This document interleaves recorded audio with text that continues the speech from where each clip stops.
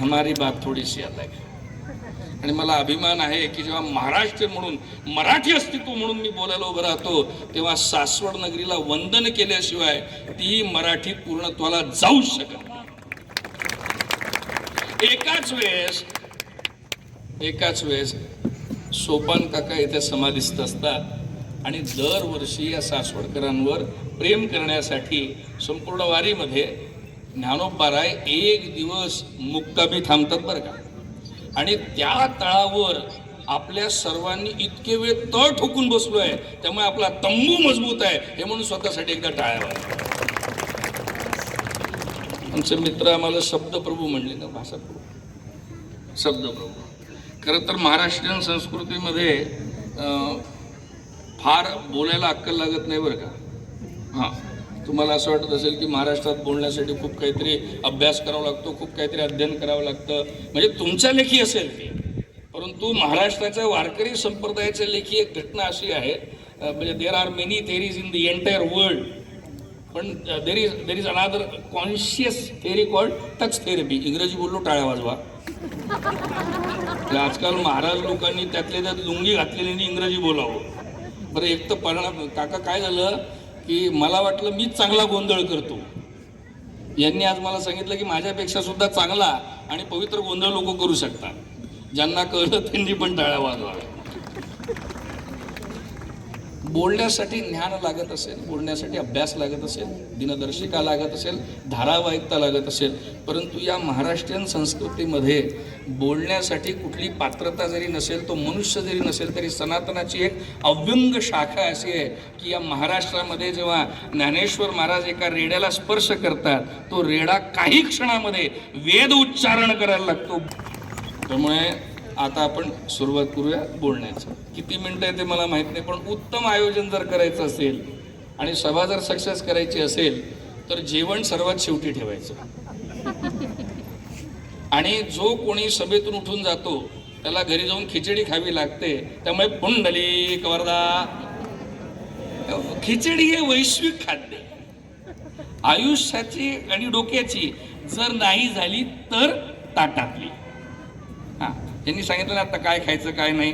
मी नेहमी, मला लोक नेहमी विचारतात, म्हणले महाराज व्हेज खायचं की नॉनव्हेज खायचं. मी त्यांना एकच म्हणत असतो, काय खायचं ते खा, फक्त तुमचं आणि माझं. वक्ता असा पाहिजे महाराज ज्याचे इशारे सुद्धा समजून आले पाहिजे. एकदम माझ्यासाठी टाळ्या वाजवा. कसं आहे, सनातन धर्म जो आहे ना, तुम्ही पाहिलं का, सनातन धर्मामध्ये सणांची कुठेच कमी नाही. दर महिन्यात कुठला ना कुठला सण, आणि प्रत्येक सणाला आहे ना मेनू ठरलेले. होळी म्हटलं की ते खाण्याचं बरोबर कळतं. आणि पहा बरं का किती छान आहे. आणि गुढीपाडव्याला काय, अरे नाही ना, कडुलिंबाचे पानं, मोहर निघालेले आणि सोबत गुळ. आपल्याला हे कळतच नाही की वर्षाच्या सुरुवातीलाच सनातन आपल्याला एक खूण सांगतो की आयुष्य हे कडू आणि गोड राहणार आहे बरं का, तेव्हाच गुढी उभारल्या जाते. आता मला कशाला बोलवलं आहे मला अजूनही माहित नाही. मला लोक विचारतात की ते हिंदू संमेलन का बरं करतात आहे तुम्ही, इतक्यात काही झालंय का. मी म्हणत असतो, अहो ते हिंदू संमेलन तुमच्यासाठी, आमच्यासाठी हे फॅमिली गेट टुगेदर आहे. कुटुंब पद्धती म्हणजे काय, मी विस्तृत बोललो, मोजून पुढले 20 मिनिटं. कुटुंब पद्धती म्हणजे काय, घरातल्या 4 लोकांनी बसायचं, जेवायचं, गप्पा मारायच्या, बरोबर आहे की नाही. काल एका लहान पोराला एका कार्यक्रमामध्ये विचारलं की म्हणले का रे जॉईंट फॅमिली म्हणजे काय, तर ते लहान पोरगं निरागसपणे म्हणलं मम्मी आणि पप्पा एकत्र राहतात त्याला जॉईंट फॅमिली म्हणतात. आणि कुटुंबाची व्याख्या तुम्ही काय केली, आता कुटुंबाची व्याख्या मी तुम्हाला सांगतो. मी काही सांगणार नाही आहे, रोज तुम्ही जे करता तेच तुम्हाला उकलून देणार आहे. या जगात दुसरं काही नवल नाही, there is nothing new under the sun. पण मग ते कुटुंब पद्धती काय आहे, मला वाटतं मी सर्व वारकरी बांधवांना प्रणाम करतो, तुम्ही गुरुबंधू आहात माझे. आता कुटुंबाची व्याख्या काय, हे विश्वची माझी घर, ऐशी जयाची स्थिर, किंबहुना चराचर. संतांची संगत लागली की त्याला कुटुंब सांगावं लागत नाही. यांच्यासाठी एकदा टाळ्या होत्या. अत्तराचा फोवा कानाला लागो किंवा फरशी पुसायला लागो, ते सर्वत्र सुगंधी करून ठेवतं. आणि म्हणून आत्ता मला एक दाखवायचं होतं की त्या कुटुंबामध्ये संत सहवास लाभला की तो वारकरी होतो. मला महाराष्ट्राचा अत्यंतिक अभिमान असतो. मी कुठेही गेलो की मी नेहमी म्हणत असतो की महाराष्ट्र एकुलतं एक राष्ट्र असं आहे की जे राज्य जरी असलं तरी पाठीमागे राष्ट्र आहे. आणि या महाराष्ट्राने काय दिलं? या महाराष्ट्राने भागवत धर्म दिला, कुठलाही जातीपात न पाहणारा. या महाराष्ट्राने काय दिलं? या महाराजांनी आम्हाला, या महाराष्ट्राने आम्हाला जागतिक ओळख दिली. आम्ही देशाच्या नाही ब्रह्मांडाच्या कुठल्याही कानाकोपऱ्यात उभं राहिलो आणि फक्त एवढं म्हणतात छत्रपती शिवाजी महाराज की. ही आमची आयडेंटिटी आहे. धर्मवीर छत्रपती संभाजी महाराज की. महाराष्ट्राने हे दिलं, महाराष्ट्राने भागवत धर्म दिला, महाराष्ट्राने शंभू राजे दिले, छत्रपती राजे दिले. आणि याच महाराष्ट्राने आम्हाला 100 वर्ष पूर्ण होणारी भारताची सेवा, भारत मातेची सेवा करणारी संघाची संघटना पण दिली. आम्हाला अभिमान असला पाहिजे आमच्या महाराष्ट्राचा. मग आता आम्ही परत सनातनाकडे येतो. काय आहे आम्हाला स्वबोध, जेव्हा कुटुंब पद्धती म्हणायला सांगितली मग स्वबोध म्हटला. कुटुंब पद्धती म्हणजे आम्ही छोटा मोठा परिवार नाही बरं का महाराज. अयम निज परो वेत्ती गणानाम लघुचेतसाम उदारचरितानाम तुम वसुधैव कुटुंबकम. हे विश्वची माझे घर. आणि म्हणून जेव्हा जगातले सगळे, मी कुठल्याही ग्रंथाला नाव ठेवणार नाही. तुम्ही म्हणाल का भीती आहे का? नाही हो, काही ग्रंथ दुसरीची असतात, काही चौथीची असतात आणि काही PhDच्या लेवलची असतात. कळलं त्यांनी स्वतःसाठी टाळ्या वाजवायच्या, कम्पेअर करायची नाही. काही लहान लेकरांसाठी असतात, काही बालवाडीतली असतात. फार कमी ग्रंथ असे आहेत की ज्याच्यामध्ये तुम्हाला धनम धान्यम पुत्रम सौख्यम. माता मग अशी गुरुजींनी आम्हाला तिथे नेलं, तिथे गौमातेचं पूजन झालं, वासरू होतं. काही शुभलक्षणांमध्ये वासरू, गाय आणि वासरू सकाळी दिसले ना तर शुभलक्षण होतं. कारण की त्यावेळेस आम्ही आशीर्वाद सुद्धा काय द्यायचो माहिती आहे का? दुधो नाव पुतो फुलो, दह्या दुधात रास होऊ द्या असं म्हणायचो. आता दूध सुद्धा घ्यायला गेलो तर आम्हाला माहीतच नाही राहत. तेच विचारतात म्हशीचं पाहिजे गाईचं पाहिजे. आणि दूध सुद्धा पाकिटात यायला लागले. काय किटकिट नाही करणार हो लोक. पण त्यावेळेस आमची संस्कृती होती की आम्ही सर्व संपन्न होतो. आता आमच्यातलं रसच निघून चालला लागला. आपण कांतारा मूवी पाहिली असेल सगळ्यांनी, हो म्हणा ना. मग एवढं खोटं होऊ शकत नाही. एवढे आपण साधूच नाही आहे किंवा पिक्चरच बघत नाही. कांतारा 2 पण बघितला का सगळ्यांनी? आता या कांतारा 2 मध्ये जर तुम्ही बघितलं तर तिथे दाखवलेलं आहे की भारतभूमीमध्ये, कांतारा म्हणजे वर, या भारतभूमीमधून आपण फॉरेनला, विदेशाला काय द्यायचो. खूप जुनं सांगतो बरं का मी, इंग्रजांच्या देखील पहिले, इंग्रज तर आत्ता त्यांच्या पहिले आमच्याकडे सर्वात सुंदर गोष्ट काय होती, फार सांभाळून ऐकायचं बरं का. परी एकले अवधान दीजे मग सर्व सुखासी पात्र होईजे, हे प्रतिज्ञोत्तर माझे उघडे ऐका. या भारतातून आम्ही जगाला काय दिलं असेल माहिती आहे का? मसाले दिले, आम्ही विलायची दिली, आम्ही दालचिनी दिली, आम्ही तेजपत्ता दिला, आम्ही मिरे दिले, आम्ही जगाला चव दिली बरं का. आणि आमचं दुर्दैव असं आहे की आमची आजची पिढी ऑरेगॅनो खाते. काय खायचं काय नाही. आणि लक्षात ठेवा बरं का, आम्ही जगाला चव दिली त्यामुळे जग चवदार झालं. आता आमची पंचायत अशी आली की आम्हीच बेचव होत चालले. आणि आम्हाला असं वाटतं की ते काय झालं, आम्ही एका गावात गेलो बरं का. आणि त्या गावात एक म्हातारी बाई होती. आता ते महाराज लोक आले म्हटल्यावर ते म्हाताऱ्या कोताऱ्या बिलकुल अगदी श्रद्धेने जेवायला बोलवतात. आताची पिढी बोलवत असेल नसेल माहीत नाही, परंतु आताची पिढी हॉटेलमध्ये घेऊन जाते. मिसळपाव खाता का म्हणले महाराज, आणि लवकर कटवायचं असेल तर पार्सलच आणतात वडापाव. तर ते त्या म्हातारीने मग सांगितलं की म्हणले महाराज खाना खाने के लिए आएंगे, राजस्थानमधली गोष्ट आहे. म्हणलं ठीक आहे, राजस्थानमध्ये आपण त्या म्हातारीकडे गेलं पाहिजे. सश्रद्ध होती अगदी म्हातारी. आणि ते गावाच्या अगदी कोपऱ्यामध्ये तिचं घर होतं. तिथे रोड काही नव्हता, पायवाट होती. तर ते पायवाटीने कसं तरी संध्याकाळच्या वेळेस गेलो आणि त्या म्हातारीने जेवू घालायसाठी महाराज सगळं शेणासारवणी सारवून ठेवलं होतं. आणि फॅन नाही, त्यामुळे ती म्हातारीने सगळं वाढून दिलं. म्हणजे वरण, भात, भाजी, पुरी, हे लक्षात आलं पाहिजे ना पटकन. मेनू ठरलेले असतात. आणि ते सगळं छान ताट वाढलं आणि ती पंखा डुलवत बसली. आणि ती अशी सहज, महाराजी साहेब ठीक तो आहे, म्हणजे सगळं चांगलं तर आहे. आता मला टेन्शन काय होतं की सगळं ताट वाढलेलं होतं, चटणी होते, पापड तळलेले होते आणि ते ताटात नव्हते, ते चुलीपाशी होते. मग आता आपण महाराज, आपण एकदम कसं काय म्हणणार, म्हणजे की मला पापड पाहिजे, म्हणजे लोक म्हणतील वासनाधीन झाला बरं का हा कसा महाराज, म्हणजे पापड पायी आपल्याला झापड मिळायची, म्हणजे कसं. मग आपण आपल्या बुद्धीचा कसा वापर करायचा, अगदी सुंदरपणे आपली बुद्धी वापरायची. आपण तेजोमय आहोत ना, आपण म्हणजे एवढे मोठे महाराज योगी हे ते. मग आपण म्हातारीला कसं सांगायचं न कळता, म्हटलं म्हातारे तुझं घर एवढं आडरानात आहे, पायवाट आहे, रोडवर का नाही बांधून घेत. महाराज म्हटले गरीब माणसं आहोत, आमचं एकच वस्तीतलं एक घर आहे, त्यामुळे कोणी रोडवर बांधून देत नाही. नाही म्हटलं तुम्हाला काय अडचण आली का. म्हटलं हो ना म्हातारे, तुझ्याकडे येताना संध्याकाळच्या वेळेस साप दिसला. तू म्हणलं अगो बाई कसं, किती, इथून तर त्या पापडापर्यंत.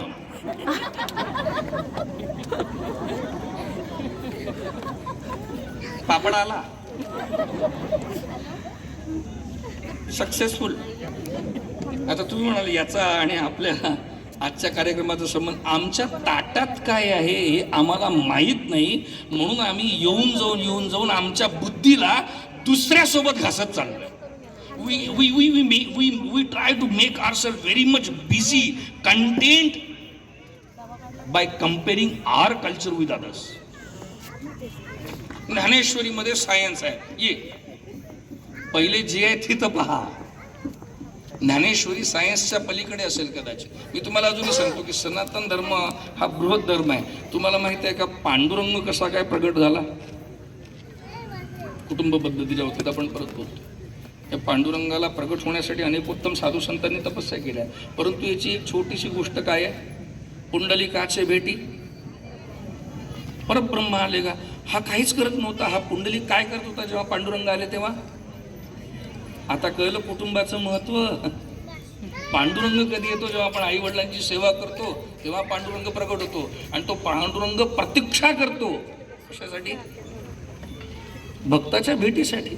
आता हाच पांडुरंग एवढा मोठा जर आहे, 28 युगे 28 विठेवर युगा. मला एक सांगा, त्याला भेटायला जाताना तुम्हाला काय करावं लागतं. कोणी गेलंय का पांडुरंगाला भेटायला कधी. नशीब आहे त्या पांडुरंगाचं. आणि अजूनही ही पिढी सुरक्षित आहे की आम्ही आजही देवदर्शनाला जातो. उद्या दिवसा हॉलिडे पॅकेजमध्ये सुद्धा तीर्थयात्रा गणल्या जातील बरं का, काळजी करू नका. पांडुरंगाच्या भेटीला गेल्यानंतर आम्हाला 90 अंशांनी झुकावं लागतं. तो असा ओटा आहे, त्या ओट्यावर आपल्याला असं म्हणजे पोट कमी असेल तर ठीक, नाही तर जाड असेल तर पहिले पोटच ठेवावं लागतं. नाही ते ठेवावं लागतं, म्हणजे पांडुरंगाला सांगावं लागतं याचा भार तुझ्यावरच आहे शेवटी. आणि मग तो पोट ठेवलं आणि तो हुशार जर असेल तर तो स्वतःला थोडीशी उडी मारतो, त्याच्यावर पोट ठेवतो आणि पांडुरंगाचा काय करतो, चरणावर मस्तक ठेवतो. देवाकडे जायचं असेल आणि देवाचा स्पर्श पाहिजे असेल तर सर्वात पहिले माणसाला झुकणं शिकावं. जुन्या काळी एक म्हण होती आमच्या सनातन संप्रदायामध्ये, आजकाल लोक मुद्दामून करतात. त्यावेळेस असं म्हणायचे की कोणाला चुकून जरी लाथ लागली तरी नमस्कार करायचा. त्यावेळेस लाथ लागायची, आता मानतात हो. म्हणजे त्याला जाणून देण्यासाठी की तू लाथ खाण्याला आहे काय म्हणून. आणि लाथ लागली की लोक पहिले नमस्कार करायचे, पहिले करायचे. बरं आता नाही, आता असंच करतात. पण वारकरी संप्रदायामध्ये महाराष्ट्राच्या या संत भूमीमध्ये जेव्हा आम्ही ज्ञानोबा तुकोबांच्या संपर्कात येतो तेव्हा आम्हाला लोकांना लाथ मारून नमस्कार करायची गरज नाही. कारण की जगद्गुरु तुकोबाराय महाराज सांगतात, पाया पडे जन एकमेका. ही पहिली संस्कृती आहे जगातली की विनाकारण एकमेकांच्या पाया पडायला सांगते. नम्र झाला भूता तेणे वारकऱ्यांसाठी टाळ्या होत. आम्ही सगळेजण जे बोलतोय त्याचं एकदम ग्रेट आणि लाईव्ह एक्झाम्पल आहे की कुटुंब पद्धती आणि पुढले संस्कार कसे असावे त्याचा लाईव्ह डेमो आहे इथे.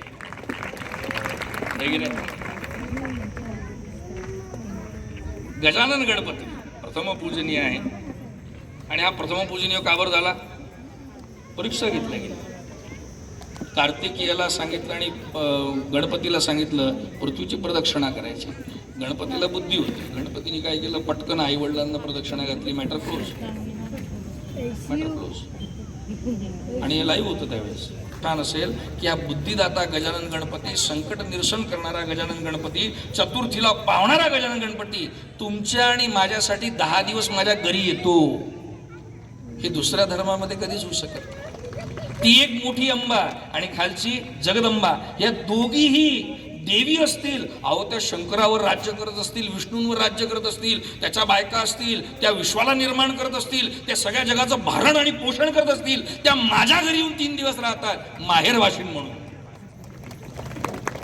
हे सनातन तुमचं माझं नातं आहे. अहो आमच्या घरी भगवान श्रीकृष्णाची मूर्ती सुद्धा जर असेल तर आमच्या घरी भगवान श्रीकृष्णाची मूर्ती कुठे आहे? चक्र धरून अर्जुनासोबत बसून आसरी वाजवत नव्हे. आजही स्वतःचे देवघर जाऊन पहा, आजही तुमच्या देवघरांमध्ये भगवान श्रीकृष्णाची मूर्ती जी आहे ती बाळ गोपाळ म्हणून आहे. म्हणजे इथे देव सुद्धा तुमच्या आणि माझ्या घरात जेव्हा येतो, सनातनाचा देव जेव्हा तुमच्या आणि माझ्या घरात येतो, तेव्हा तो सुद्धा सांगतो मला सांभाळा म्हणजे मी तुम्हाला सांभाळेन.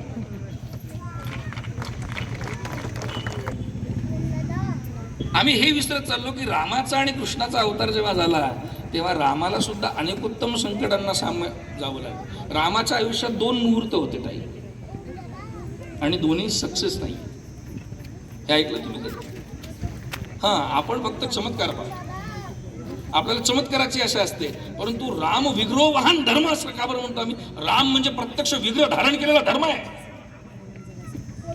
श्रीमद भगवद्गीतेच्या 10व्या अध्यायामध्ये 75 विभूती जेव्हा सांगितल्या गेल्या त्यावेळेस भगवान श्रीकृष्ण, भगवान श्री ज्ञानेश्वर महाराज म्हणतो माणसात, आणि मेल्यानंतर सुद्धा आम्ही म्हणतो राम नाम, परंतु तो राम काय आहे?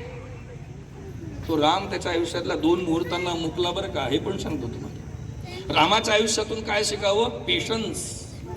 संकट किती जरी मोठी आली तरी मनुष्यानी मर्यादा कुठे सोडू नये, आणि ती मर्यादा धारण करताना सुद्धा क्षत्रित्व धारण करून धर्माचं रक्षण करावे. रामाकडून शिकावं. रामाकडून काय शिकावं?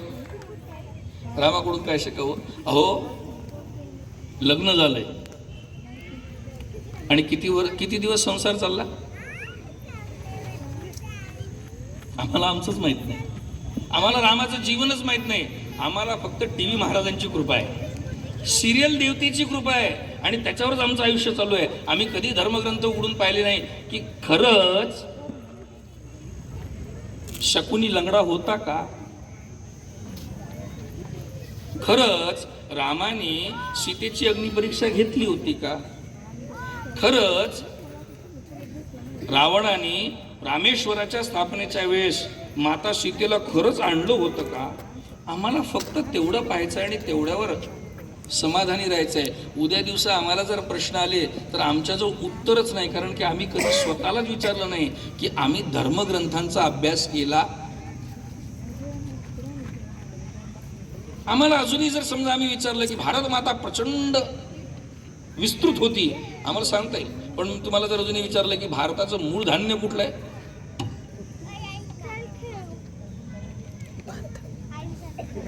भारताचं मूळ धान्य कुठलं आहे?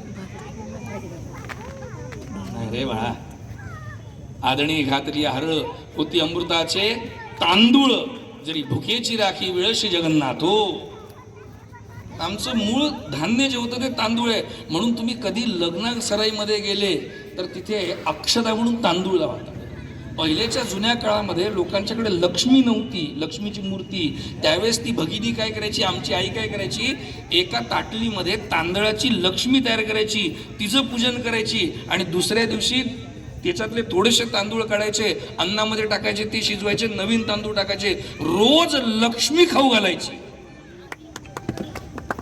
आता पॉलिशचे तांदूळ आपल्यालाच पॉलिश करत राहतात. विरोध नाही काय खायचं काय नाही, परंतु आम्ही आमची संस्कृती विसरत चाललो बरं का. परत एकदा अजून सांगतो, फार फार निक्षून सांगतोय, अगरबत्ती आमची नाही. अगरबत्तीमध्ये बांबू आहे आणि बांबू निषिद्ध आहे, तरी आम्ही अगरबत्ती निषिद्ध आहे. धूप स्वकल्याण मागत नाही आम्ही दुसऱ्याची. काय झालं, रात्रीची वेळ आहे आणि लाईट गेली. महाराज लाईट गेलेली आहे, डावीकडे पाहिलं आहे, उजवीकडे पाहिलेलं आहे, घराच्या बाहेर निघाले, सगळीकडे लाईट गेलेली आहे. म्हटल्यानंतर याला वाटलं काहीच झालेलं नाही, नॉर्मल. परत दुसऱ्या दिवशी लाईट जाते, बाहेर येतो, इकडलं पाहिलं तिकडलं पाहिलं, महाराज सगळीकडली लाईट आहे ना आपल्याच कडली नाही. म्हटल्यावर आपल्याला एकदम अटॅक येतो की MSCB किती नालायक आहे. फक्त माझ्यावरच अत्याचार केला आणि माझीच लाईट गेली. आमचं हे जे सामाजिकरण आहे ना, हे अतिशय संकीर्ण म्हणत चाललं. आणि याचं कारण काय? पेशन्स. मी मोबाईलच्या बिलकुल विरोधात नाही. कारण की जेव्हा मागल्या काळी एक 4-5 वर्षांपहिले पेट्रोल पंपावर सुद्धा लिहिलं राहायचं की मोबाईल पास में लाना नाही, आणि आता फोन पे साठी मोबाईलच कामात येतो पेट्रोल पंपावर. टाळ्या वाजवायला. एक वेळेस आम्ही म्हणायचो पोरांच्या हातात मोबाईल देऊ नका. कोरोनामध्ये हे सगळे काढते ना त्या मोबाईलच्या भरोशावरच पास झाले बरं का. आणि आजकाल त्या मोबाईलची स्वामी समर्थाचा जप लावतात. आणि काही काही घरात तर ते धर्माची व्याख्या कशी होत चालली. आम्हाला पेशन्स राहिलेला नाही. पहिले लोकांजवळ मोबाईल नव्हते तर 100 नंबर पाठ राहायचे. आता यांना स्वतःचाच नंबर पाठ राहत नाही. आणि या मोबाईलमुळे काय झालं पहा बरं का, आमच्या किचनमध्ये सुद्धा, आमच्या स्वयंपाकघरामध्ये सुद्धा मोबाईलचा प्रभाव किंवा हे इम्पेशन्स कसा काय घुसला.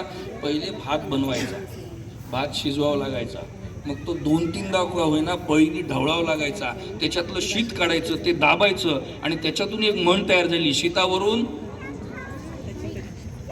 आता शिट्ट्याच. बाहेर कोणी मारत नाही म्हणले तर मग आम्हीच आमचा कुकर लावतो आणि तो शिट्टे वाजवतो. आम्ही फक्त उभी राहायचे. आणि त्यांनी काय होतंय गडबड माहित आहे का, आम्ही पहा बरं का पेशन्स कमी होत चाललाय आमचा. मी कुठेही या तंत्रज्ञानाच्या विरोधात नाही. हे तुम्हाला अडॉप्ट करावंच लागणार आहे. मला कोणी किती जरी म्हटलं की मला मराठीचा अभिमान आहे, माझी मराठी माझ्यावर कृपा तेव्हाच करते जेव्हा मी ज्ञानेश्वरी गाथा वाचतो, शिवचरित्र वाचतो. पण मला उद्या दिवसा एखाद्याने जर विचारलं की महाराज मराठी एवढं करतात, सांगा बरं का फेसबुकला काय म्हणतात. नाही ना. तुम्हाला चालत्या युगानुसार इंग्रजी शिकायचीच आहे. हो, हिडन गार्डन मध्ये पाठवायचंच आहे 100%. म्हणजे उद्या तारे दिसायचे असतील म्हणून आतापासून ट्विंकल ट्विंकल लिटिल स्टार करायचंच आहे. आतापासूनच समजून घ्यायचं. पण तो मुलगा तिथे इंग्रजी पण बोलला पाहिजे, तो फ्लुएंट इंग्लिश बोलला पाहिजे, तो अकॅडमिक स्कोरमध्ये गेला पाहिजे, तो अभ्यास केलेला पाहिजे. परंतु त्यांनी घरी आल्यावर का होईना त्याच्या एकदम कोवळ्या वयामध्ये, त्याच्या एकदम नाजूक वयामध्ये त्याला ज्ञानेश्वरीची एक ओवी दिवसाची वाचायला जर लावली तर पुढला ज्ञानदेव आणि पुढली मराठी जपून राहील. काहीच करायचं नाही, फार काहीच प्रयोग करायचे नाही, एवढंच करायचं. आणि याला मी नेहमी म्हणतो स्वबोध. आपण आपल्याला जाणीव जर झाली, म्हणजे मला नेहमी म्हणतात की धर्माची व्याख्या करताना काय म्हणतो की जो धर्म प्राण्यांपासून मनुष्याला मनुष्यत्व देतो, म्हणजे ज्याला धर्म नाही तो प्राणी, आणि जो धार्मिक आहे तो चुकीची व्याख्या असेल कदाचित. कारण की सनातन धर्म एकुलता एक असा धर्म आहे की जिथे फक्त मनुष्याचीच प्रगती आणि मनुष्यालाच मोक्ष मिळालेला नाही. या सनातन धर्मामध्ये जेव्हा एक माकड रामाच्या सेवेला लागतो तेव्हा त्या माकडाला सुद्धा देवत्व प्राप्त होतं, आणि त्याला आम्ही महारुद्र हनुमान म्हणतो.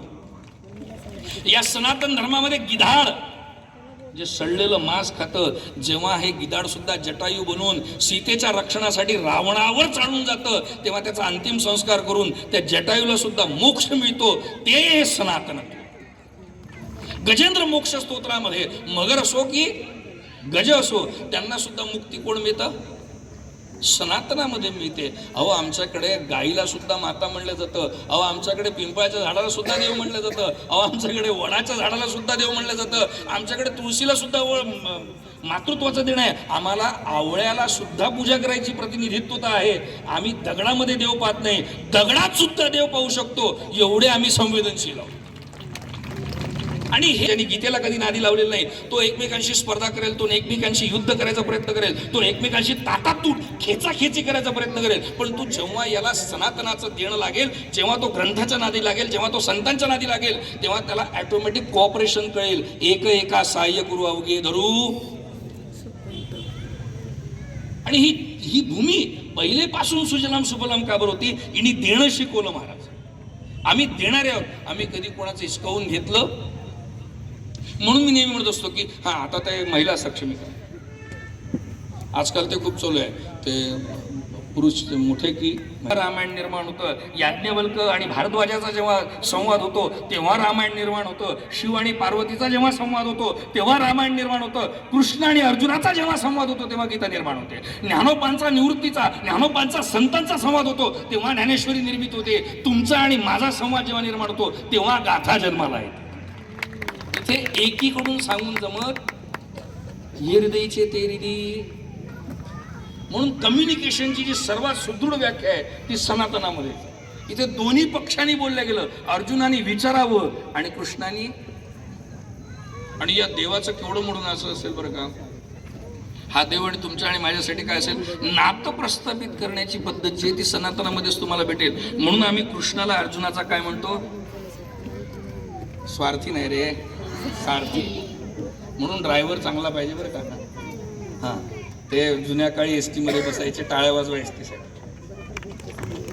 जुन्या काळी एसटी बसमध्ये बसायचे आणि सगळ्यांना घाई राहायची, सगळ्यांची उत्सुकता राहायची की ड्रायव्हरच्या जवळची सीट मिळाली पाहिजे, पुढली सीट मिळाली पाहिजे. त्याचं कारण असं आहे की पाठीमागच्या सीटवर बसलं की ते जम्पिंग करतं आणि झटके लागतात. आयुष्यात सुद्धा भगवंत रूपी ड्रायव्हरच्या जितक्या समीप राहाल तेवढे झटके कमी लागतील. आणि ड्रायव्हर तोच चांगला ठेवा, ड्रायव्हर तोच चांगला ठेवा जो पदोपदी पाठीमागे पाहणार नाही, समोरच पाहिजे. नाहीतर तो पाठीमागे पाहिला आणि समोर. हे ड्रायव्हरच्या बाबतीत नव्हतं बरं का. आयुष्यात गाडी चालवताना, आयुष्य जगत असताना, आयुष्याची गाडी चालवत असताना भूतकाळाला कधीच रेफर करू नका. प्रेझेंटमध्ये ड्रायव्हिंग करा आणि फ्युचरचा विचार करा. सद्गुरुनाथ भगवान की. सनातनाचं वैशिष्ट्य आहे की हा आनंदाचा संप्रदाय आहे. आनंदाची डोही, आनंद तरंग. अहो इथे भगवंतांनी सुद्धा अवतार घ्यायला शपथ द्यावी लागते. यदा यदा हि धर्मस्य ग्लानिर्भवति अभ्युत्थानमधर्मस्य तदात्मानं परित्राणाय. कशासाठी अवतार घेतो, कोणासाठी घेतो, साधूंसाठी. साधूंची या मानगिवंशी, या साधूंचं रक्षण करण्याचं आम्ही विसरलो, त्यामुळे साधुत्व कमी झालं. फक्त एक गोष्ट सांगू इच्छितो की जिथे चांगलं असतं तिथे वाईट पण असतं बरं का. 4 टाळके नालायक निघाले म्हणून सगळीच्या सगळी डाळ विचित्र असेल असं काही होऊ शकत नाही. आणि मी फक्त एवढंच बोलतो, शेवट जाता जाता ज्ञानोबांच्या दर्शनाला यावं, ज्ञानोबांच्या दर्शनाला यावं. ज्ञानोबांचं दर्शन करत असताना ज्ञानोबा खाली बसलेले, बस बरोबर आहे ना. असं छान फोल्ड करावे लागतात पाय, खाली बसावं लागतं. आणि दर्शन कसं करावं लागतं, पहिले असे हात ठेवावे लागतात समाधीवर आणि मग नंतर डोकं टेकावं लागतं. एकदा ज्ञानेश्वरांच्या दर्शनाला या, त्यांच्या समाधीवर, संजीवन समाधीवर हात ठेवा. ते हात एकदा ज्ञानोबांना दाखवले की आयुष्यात ते कोण्या ज्योतिषाकडे न्यायची गरज पडू नये एवढंच दर्शन करा. एवढं मोठं कोणालाही करू नका बरं का. आणि महाराज, ज्याची संतांवर श्रद्धा आहे, ज्याची ग्रंथांवर श्रद्धा आहे ना, तो कर्म करायलाच धजावतो. कर्मेषु भजावा, बरोबर आहे की नाही. त्यामुळे माझं असं म्हणणं आहे की जो आम्ही काय केलं, आम्ही धर्माची नामची नाड तोडली, आम्ही धर्मग्रंथ सोडले आणि आम्ही विनाकारण रेफरन्सला पाठीमागे लागायला. आम्हाला आजकाल 2 मोठमोठ्या युनिव्हर्सिटी भेटलेल्या आहेत ज्या जगामध्ये सर्वोत्कृष्ट आहे पण सर्वात निकृष्ट आहे. एका युनिव्हर्सिटीचं नाव आहे व्हॉट्सअप आणि दुसऱ्या युनिव्हर्सिटीचं नाव आहे फेसबुक. आणि तिसरी अजून त्याच्यावर भवानी आली, ती म्हणजे कुठली, नाही पॉडकास्ट. पॉडकास्ट. ते म्हणते मला भैरवच प्रसन्न आहे, कायच करावं. ते महिला सक्षमीकरणाच्या बाबतीत बोलायला गेलो बरं. आपण ज्ञानोबांच्या तळावर बसलेलो आहे, सर्वांनी लक्ष द्या. जेव्हा जगामध्ये भांडणं चालू असतील, कदाचित भांडणे चालू नसतील, ते तर माकडच होते. आम्ही माणसं होतो बरं का, एवढं गॅरंटी सांगतो मी. आजही माझा चेहरा आरशात पाहतो आणि स्वतःला सांगत असतो, आपले पूर्वज माकड असू शकत नाही. मी दिसायला सुंदर आहे, टाळा वाजवा. आणि ज्याला स्वतःवर डाऊट आहे, आपलं तुमचं माकडासारखं आहे म्हणले, त्यांनी डार्विनला मान्य करायचं. किती क्लिअर आहे, क्रिस्टल क्लिअर पाहिजे. त्याचे पूर्वज असतील ना माकडं, आमच्याकडे माकडं देव असतात, हे समजलं नाही त्यांना. ज्यावेळेस 750 वर्षांच्या अगोदर या महाराष्ट्रामध्ये ज्ञानोबाराय नावाचा एक विष्णू जन्माला आला. नाव होतं ज्ञानेश्वर विठ्ठलपंत. स्त्री मोठी की पुरुष मोठा, असं सगळीकडे वाद चालू असताना मी नेहमी एक उदाहरण देत असतो. सनातन धर्मामध्ये ज्ञानोबाराय महाराजांनी एक सर्वात मोठं जर कार्य केलं असेल, स्त्री मोठी की पुरुष मोठा, नावानी, जन्मानी, शरीरानी पुरुष आहे आणि भक्तीनी, नात्यानी कोण आहे, माऊली आहे. टाळ्या होऊ दे. या सनातन धर्मामध्ये अहो एक नवल वैशिष्ट्य आहे, स्त्री मोठी की पुरुष मोठा कुठेही असं भेटणार नाही बरं का. इतर धर्मांमध्ये काय सांगितलं जातं, मी परत सांगितलं, चौथी, दुसरी, hidden garden, post graduate, upper than that. Okay. आणि या सनातन धर्मामध्ये काय सांगितलं, पुरुष मोठा की स्त्री मोठी. अहो तुम्हाला उत्तर दिलंय, तुम्ही कशाला भांडताय दुसऱ्यांचं पाहून. तुम्हाला उत्तर दिलंय. या संपूर्ण सनातन धर्मामध्ये एकुलती एक देवता अशी आहे की जिचं अर्ध अंग शिव आहे आणि अर्ध अंग. अहो या सनातन धर्मामध्ये पहिलं लव्ह मॅरेज कोणाचं हो? एवढं बरोबर माहिती आहे तुम्हाला, हे बरोबर माहिती आहे. आणि हेच माहीत असलं पाहिजे की आमच्याकडे देव सुद्धा एकमेकांवर प्रेम करतात. इतर लोकांसारखं पाठीच्या मणक्यापासून स्त्रीची जन्म कहाणी सांगत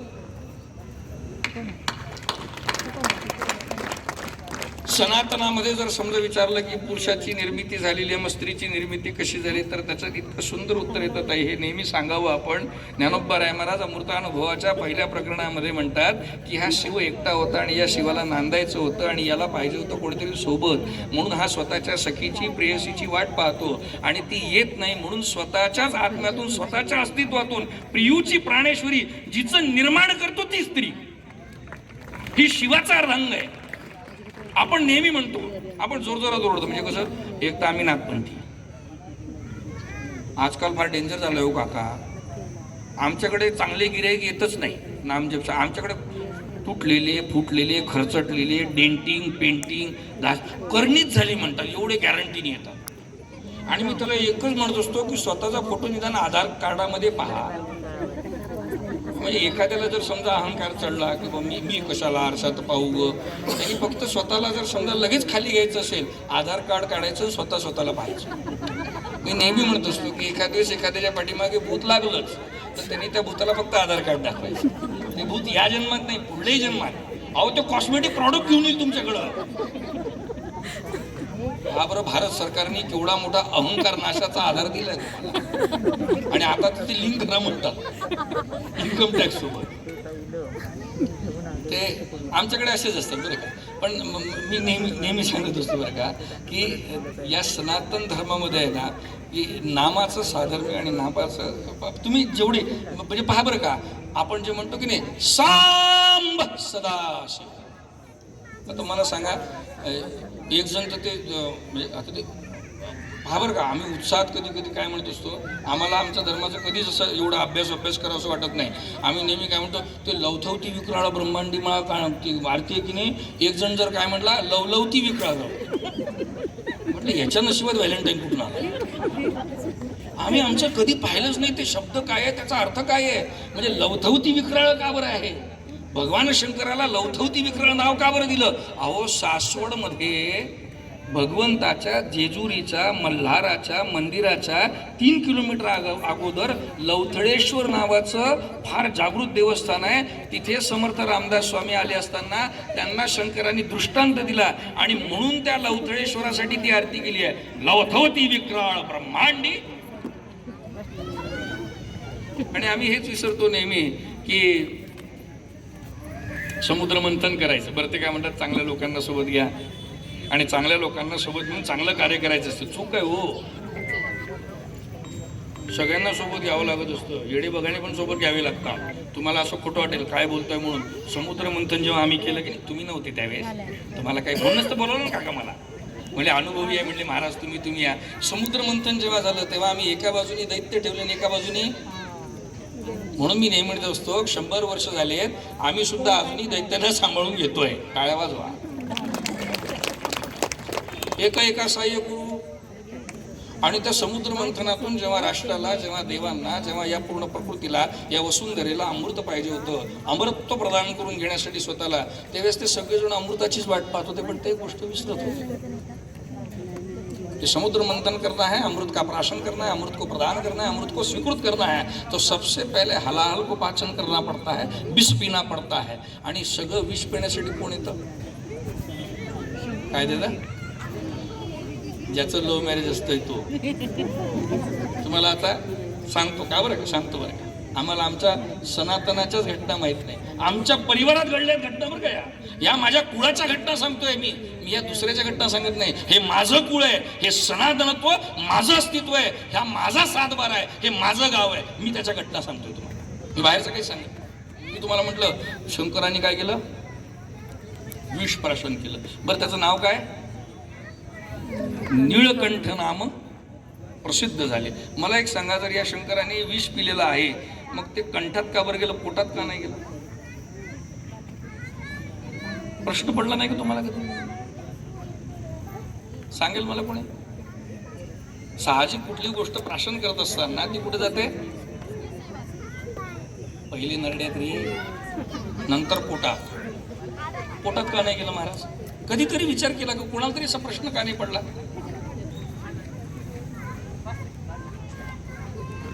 नाही, त्याच्यासाठी मला बोलवलं, थांबा. महाराज अनुभव आहे म्हणजे, महाराज त्यावेळेस होते ना,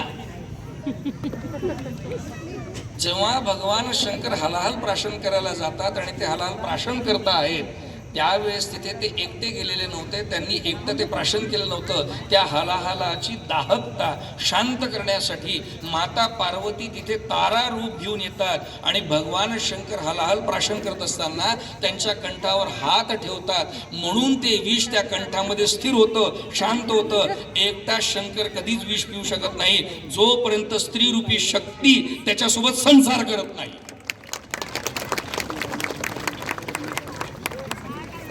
ये समानता है, ये कौटुंब है, ये स्त्री और पुरुष की समानता है. यही तो बता रहा हूं की एकटा शंकर कधीच विष प्राशन करत नाही. शंकरांनो टाळ्या वाजवा.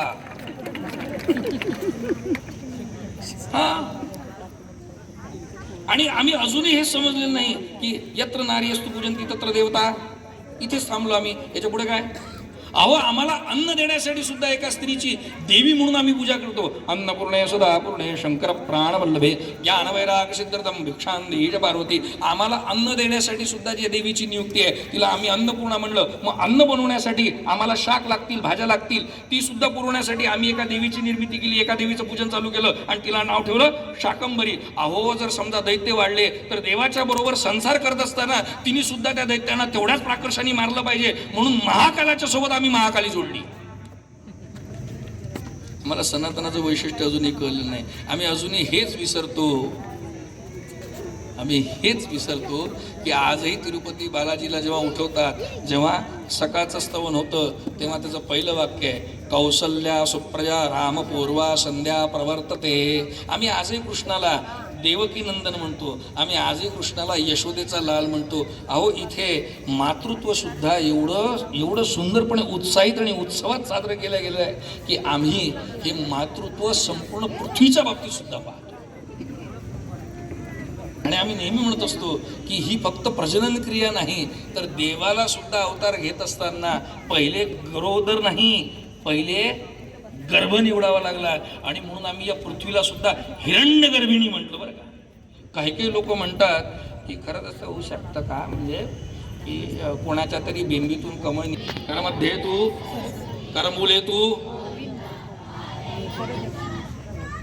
आम्ही आजकाल हाताचा वापरच सोडून दिला. पहिलेचे लोक अंगठा बहादूर होते, आता ते मोबाईलवरच अंगठा लावतात सकाळी सकाळी. प्रभाते मनी राम चिंतित जावा, पुढे वैकरी रामाधीव धावा. सदाचार हा थोर सांडून येतो, जनी तो चितो मानवी धन्य होतो. हे सकाळ उठल्याबरोबर पहिले मोबाईल पाहत आहे की नरेंद्र मोदीचा कुठला मेसेज आलेला आहे का, राष्ट्रामध्ये काही मोठमोठ्या घडामोडी झालेल्या आहे का.